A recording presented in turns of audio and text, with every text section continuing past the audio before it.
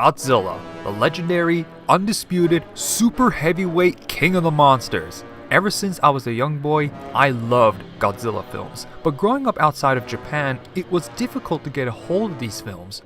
Fortunately, we did have a few Godzilla films on VHS, and I cannot imagine how many times these tapes were played over the course of a decade. Thankfully, Godzilla films are much more accessible now thanks to DVDs, digital streaming services, and the rise in popularity of Godzilla, especially with the most recent Godzilla films by Legendary. Now, I own the Godzilla box sets distributed by Madman Studios. These box sets are awesome, and 8-year-old Marlowe would have killed to have these back then. But I do have a few complaints about them. First off, the Showa box set is missing Godzilla Raids Again, King Kong vs. Godzilla, and Ghidora the three-headed monster. Why? I imagine there were some distribution issues with King Kong vs. Godzilla, but to exclude Godzilla Raids Again and Ghidora the three-headed monster? Sure, Raids Again was a substandard sequel, but it would still be nice to have it, but excluding Ghidora? Well, I suppose they only had room for 6 movies per box, so it was either that or Astro Monster. And while we're on the subject of King Kong, if you see this DVD or Blu-ray, keep in mind that this only contains the English dub, no Japanese audio. So pick this up only if you're fine with just the English dub, otherwise you have to keep searching. The second Showa box set is thankfully intact, no missing films here. Now the Heisei box set is again missing 2 films, Godzilla 1985 and Godzilla vs. Biollante. Why? Godzilla 1985 is the first of the Heisei series, making it an important entry, and Godzilla vs. Biollante is a fantastic film that gets overlooked too often. If they could acquire the rights to the other films, why not these? Finally, there's the Millennium box set, which has all the films, but for some reason Godzilla 2000 has only the English dub, whereas all the other films you have the option for original Japanese audio. So why not for this one film? And why is the spine of this box the only one that's colored? But despite all my complaints, if you're a Godzilla fan or you're looking to get into the series, I highly recommend getting these box sets. It's nice to have most of the Godzilla films in one place and easily accessible. For the past few months, I've been re-watching these films on a regular basis, and it occurred to me that with all the sequels, reboots, and remakes that the series has undergone, it could get confusing. You might even say chronologically confusing. So I have taken it upon myself to construct a Godzilla timeline that attempts to place these films in chronological order according to the events within the films. This timeline will cover all of the feature-length Godzilla films, including the 3 Netflix films and all of the American-made Godzilla films. It will not cover any TV shows or animated series, so no Godzilla Island or the 2 American animated Godzilla shows. With all that out of the way, let's begin with the simplified timeline. For this timeline, all the films take place in their respective years they were made in, unless otherwise stated in the film. It also assumes that the events of Godzilla vs. King Ghidorah happen on a linear timeline and has no bearing on the timeline as a whole. But I'm getting ahead of myself here. We'll discuss Godzilla vs. King Ghidorah when we get to it. The simplified timeline starts at the beginning with Godzilla in 1954, a landmark of cinema history that everyone should watch. And since we're on the subject, while the original Japanese version is the ideal way to experience this film, I also recommend checking out the American version with Raymond Burr. Now the question is, do both versions exist on the same timeline? Well, considering all the events that occur are the same, I would say that these 2 films happen simultaneously, even if some of the details are different, like the original Japanese version saying Godzilla is 164 feet tall, compared to the American version saying he's over 400 feet tall. I say it all comes down to Raymond Burr's character exaggerating, because that's what you do when you're panicking. Interesting tidbit I found out while researching is that the American version of Godzilla was actually screened in Japan as well in 1957 and was nearly as popular as the original 1954 version. So we've come full circle. A Japanese film that was re-edited for an American audience makes its return to its place of origin. But the real question is, where does that leave the 1977 Italian version, Godzilla? Wow, I'm getting way off track now. Let's go back to the timeline. In 1955, a direct sequel would follow, Godzilla Raids Again.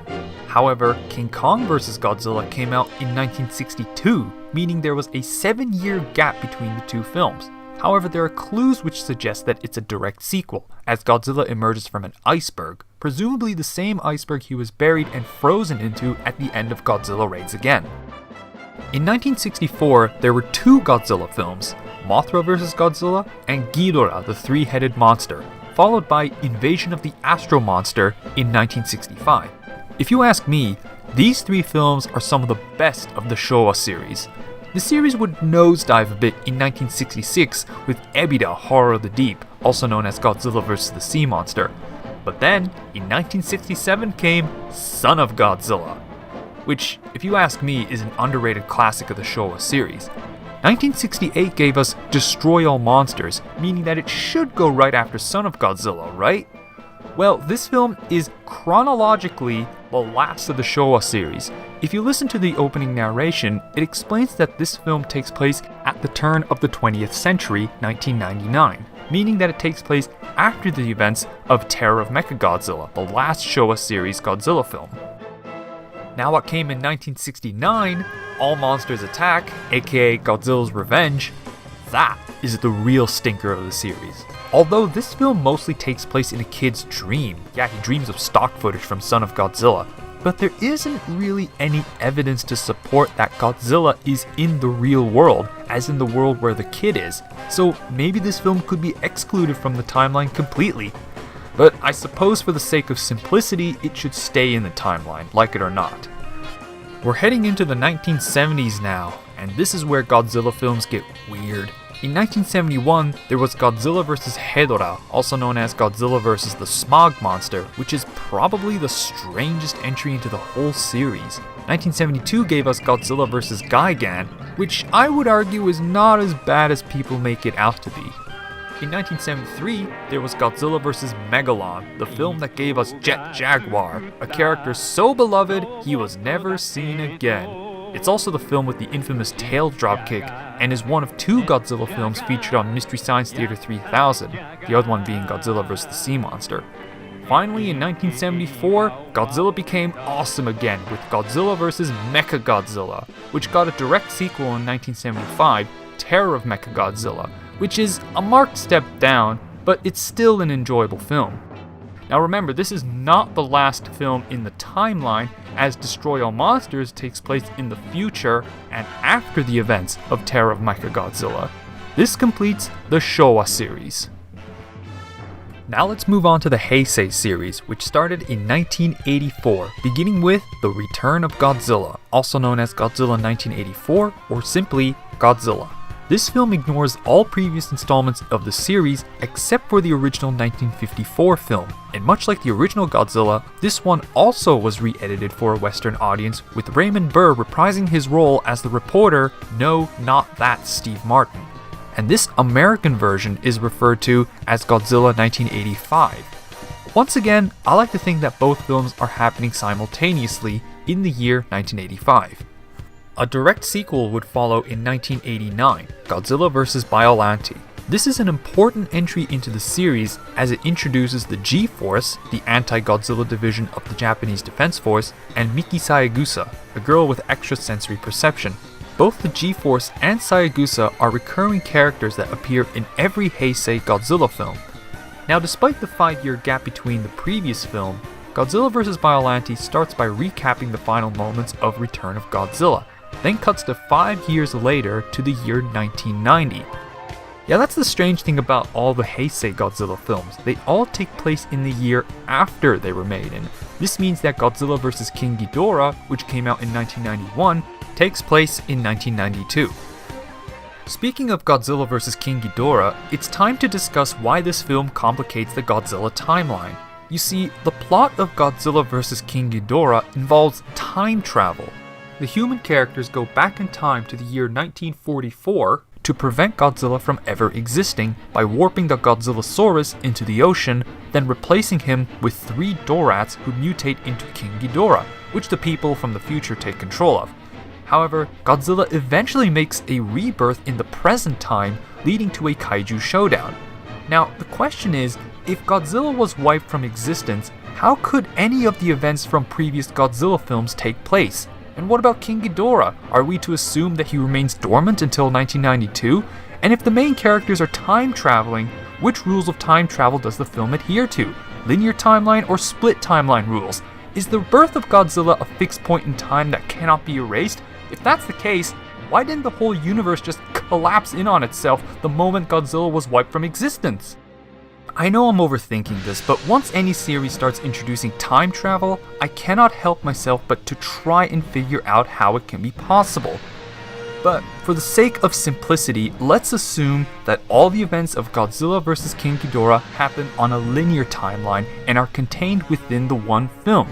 But keep watching until the end, where I propose an alternative timeline that takes into account the time traveling. Moving on to 1992, we have Godzilla vs. Mothra, which reintroduces Godzilla's part-time rival and friend, Mothra. A year later in 1993, Toho reintroduces Mechagodzilla with Godzilla vs. Mechagodzilla 2, even though it's technically the third film that features Mechagodzilla. 1994 gave us Godzilla vs. Space Godzilla, and finally, closing out the Heisei series in 1995, there's Godzilla vs. Destoroyah. Now, spoiler warning, if you want to check out these films for yourself and not have the ending ruined, skip ahead to where I discuss the Millennium series. Unlike the last Showa Godzilla film, which ended with Godzilla swimming out into the ocean, Godzilla vs. Destoroyah gives Godzilla a proper send-off, as the king of the monsters dies in this film. It was a huge deal too. Toho erected a bronze statue to commemorate the event, and supposedly, mourners would come by and place coins, flowers, and cigarettes as offerings. But of course, Godzilla wasn't permanently dead. He was only taking a 5-year break. The year 1999 came with a brand new Godzilla film, kicking off the Millennium series, Godzilla 2000, which is not a sequel to Godzilla vs. Destoroyah. No, instead, it's a direct sequel to the original Godzilla from 1954, thus ignoring the Showa series and Heisei series. After all, there's no mention of the G-Force and no Miki Sayagusa, which is a shame, but I suppose it allows Toho to start anew. However, unlike the Heisei series, which builds on top of each other and continued the narrative, almost every Millennium Godzilla film would continue the trend of ignoring previous installments and treats the 1954 film as its only reference point. So, the next Godzilla film, released in 2000, Godzilla vs. Megaguirus?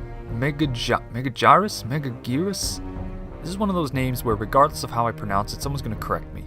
Megaguirus. There, no one will dispute the Japanese pronunciation. Anyway, Godzilla vs. Megaguirus ignores Godzilla 2000 and is again a direct sequel to the 1954 film.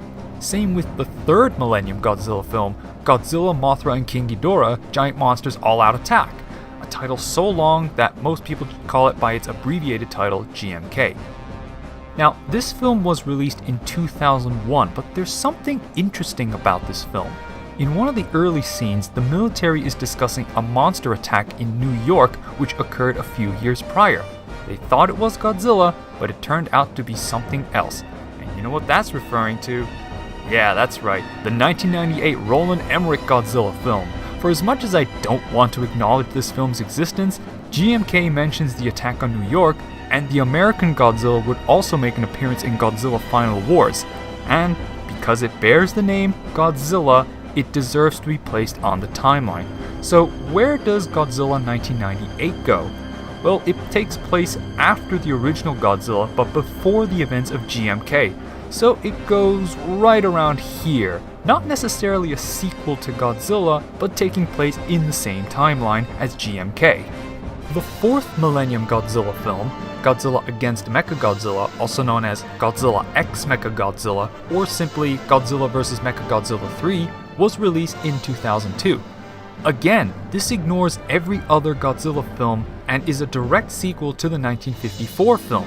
But what's interesting is that this film acknowledges the events of other Toho films, the original Mothra from 1961 and War of the Gargantuans from 1966. So does that mean there's a timeline merge between the Showa and Millennium series? And speaking of other Toho films, where does the original Rodan film fit in? I don't know. Look, I'm trying to keep things simple here. Let's just focus on Godzilla against Mechagodzilla, which is a direct sequel to the original Godzilla. The good thing about this film is that it actually got a direct sequel a year later, Godzilla Tokyo SOS. This film features Mothra and the same lead human character, played by the same actor. So there's the connection between Mothra again. And at long last, we get to the final Millennium Godzilla film, Godzilla Final Wars, a film so insane, it has to be seen to be believed. Question is, where does it fit on the timeline? It's hard to confirm given how it doesn't make specific mention of any other films. It could take place after GMK considering the passing mention of Zilla, and with Zilla's appearance in Final Wars, it makes me think that this film takes place after GMK. Although this theory is immediately debunked when you consider all monsters were killed at the end of GMK. I mean, for all we know, it could be a direct sequel to Destroy All Monsters from 1968 and belong to the Showa timeline, given the appearance of all the classic monsters, Anguirus, Rodan, and even Manda and Minilla. But all speculation aside, I think it's most fair to say that it's its own film that only draws on the original Godzilla for reference, just like every other Millennium Godzilla film.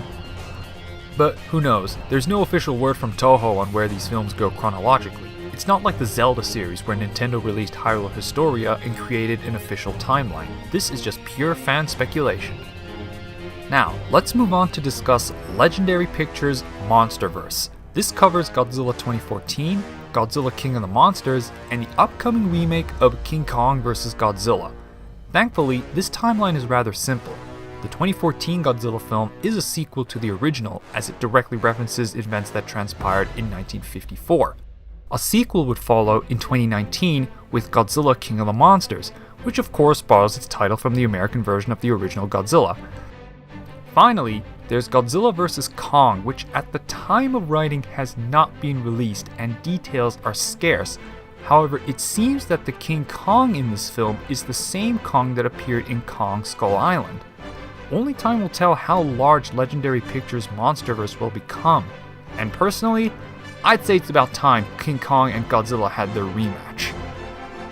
Now we get to the trilogy of Netflix Godzilla films, Godzilla Planet of the Monsters, Godzilla City on the Edge of Battle, and Godzilla the Planet Eater. While the opening scene of Planet of the Monsters makes brief references to previous kaiju attacks, there are no specific references to the events of previous films. However, there exist two prequel novels called Godzilla Monster Apocalypse and Godzilla Project Mechagodzilla, which meticulously detail every kaiju attack that occurred in the lead up to the events of Planet of the Monsters. And some of the kaijus and where they attacked have parallels to the films, such as Gorosaurus attacking Paris just like in Destroy All Monsters, and the carcass of Kamibas washing ashore just like in Tokyo SOS. But despite these parallels, there are no references to the original Godzilla. In fact, according to Monster Apocalypse, the first recorded Godzilla attack was in 2030 when he attacked San Francisco. Therefore, I would place the trilogy of Netflix Godzilla films in their own separate timeline, removed from every previous film, including the original. If you're interested to know more, Wikizilla produced two great videos explaining the Netflix Godzilla timeline as detailed by the two prequel novels.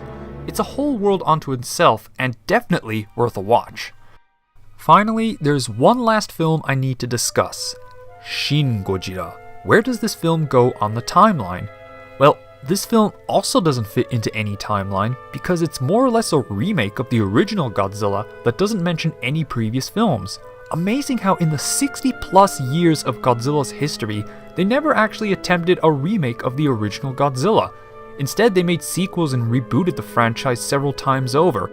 Only this one film is a true remake to come out of the series, and for that, it stands on its own, removed from any timeline.